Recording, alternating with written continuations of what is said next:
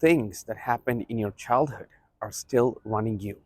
There are some patterns through which you're expressing things that you've undergone in your entire childhood. It may be trauma, it may be some uncomfortable situations, and you are expressing it outside, and you don't even know that it is based off the trauma that you have gone through when you were a kid.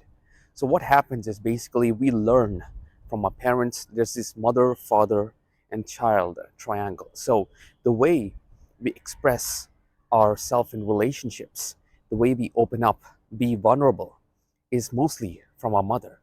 And the way we are assertive, take decisions, the way we progress in life with purpose, abundance, and confidence is based on the characteristics or the way we have seen or how we perceived our father while we are growing up. Now, if you don't have a good relationship with your father, you may not have that purpose, that drive, or that confidence to be assertive, be confident in yourself, and even say certain opinions that you hold true to.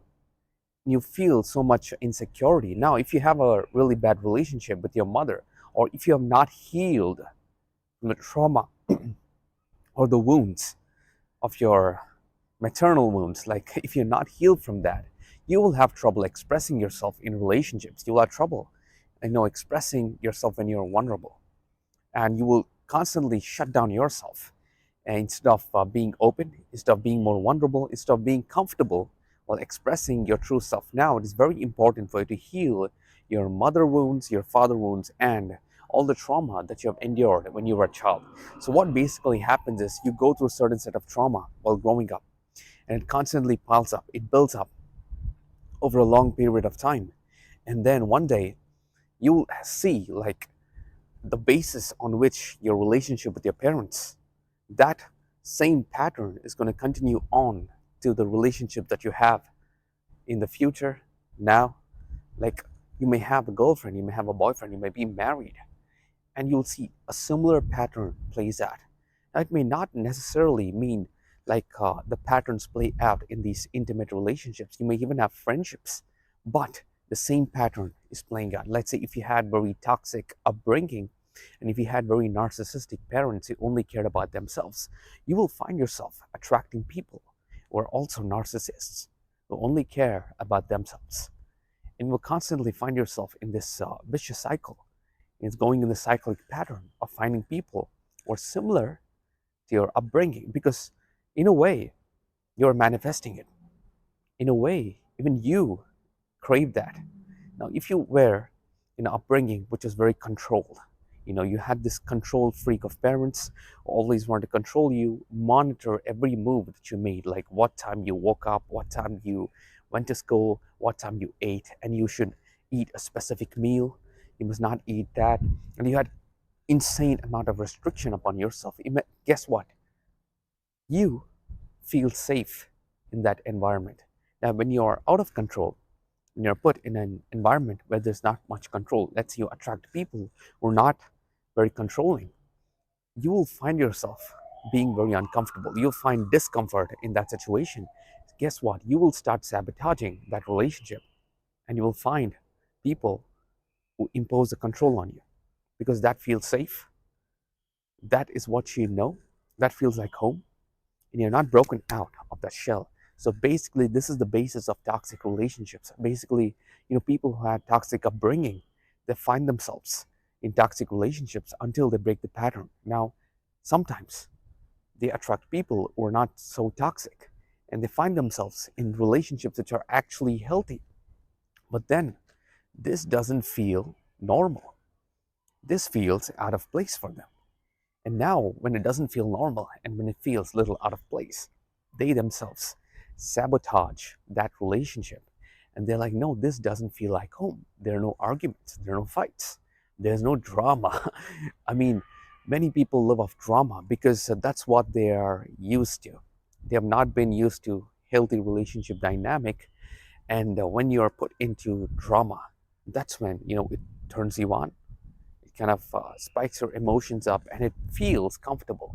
And when you're displaced from this comfortable environment, you start self-sabotaging, you start sabotaging everybody around you. And guess what? You will put yourself back into ground zero, square one, like back how it started. So you must heal the relationship that you had with your parents. You must heal the relationship that you had with the world while growing up. You must heal from your trauma. Now, this doesn't necessarily mean that you have to go to your parents and express your true feelings. Most of the times, it doesn't really work out well. And many of us, we are really uncomfortable going and telling right in the face, like, look, this is what I feel. So, a great technique which I found is imagine, let's say you have daddy issues, let's say you have mommy issues, let's say you have uncle issues, aunt issues, or brother issues, sister issues, nephew issues, or any family member, for instance. Picture that family member right in front of you, sitting somewhere or standing, and just let out, just say the things that you actually want to say. In a way, you can also forgive them or don't forgive them. It's up to you. But forgiveness actually helps you to overcome it, let go of it, and actually be more free. If you don't forgive it, it's okay. I mean, you don't owe them any form of energy. And that's what Eckhart Tolle explains in his conferences and stuff. So the thing is, imagine like whoever hurt you, like in your upbringing, imagine them standing right in front of you. It may be your personal relationships, it may be your parents, your family, your friends. Just let it out. Just talk. All right. Now, it may sound like you're crazy sometimes because you're just talking out of thin air, but this actually works. This is how I healed from my trauma.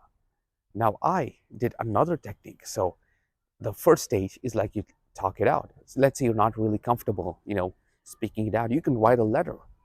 You can write a letter to whoever hurt you, and you don't have to send it to them. Just write your thoughts, write your feelings, write your emotions, embody it on a piece of paper.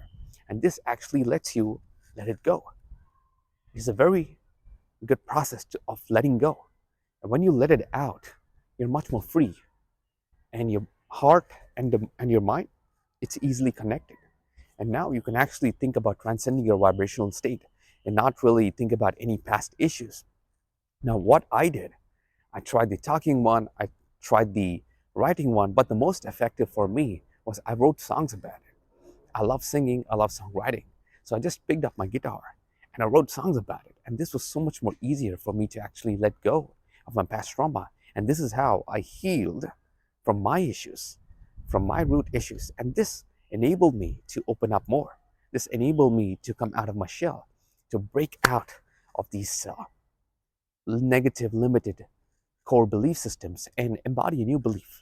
It helped me to reprogram my subconscious mind to actually be more open, to be more expressive about my words, opinions, and thoughts, and made it so much more easier for me to express myself at any given social situation and in any given medium, and also enable me to overcome my addiction issues.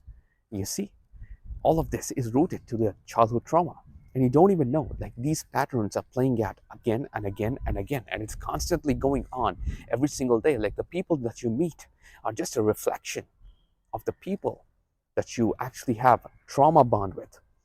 And many people experience this, like they attract a boss in their life who is very similar to their father, their mother, their uncle. Now, I met a person, all right, I met a person, he's a friend of a friend. Now, he attracts relationships where the girl is always very controlling. The girl wants to manage everything. And he was complaining, like, every girl I attract is very controlling, always wants to manage everything, like micromanage everything, always wants to control me. And he was complaining about the girls. And I asked him, like, brother, it's not the girls, it's you. That's the problem. You are attracting them. And I actually sat down and I had a long conversation with him. And I found out that he had a parent who was extremely micromanaging him. And whenever he's not micromanaged, when he's not controlled, he feels out of place and he feels uncomfortable and he goes makes wrong decisions. So in a way, a part of him feels comfortable when he's being controlled.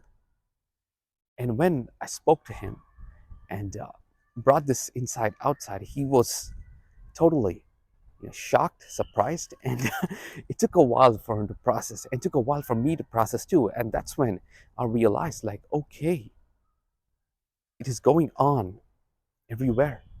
Everybody is kind of embodying that same childhood trauma everywhere they go.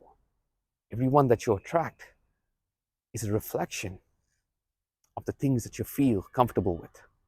If you had a parent who's very, abusive, who always, spoke bad things about you, who never really appreciated you, who never really said words of kindness, was always very critical about you, guess what?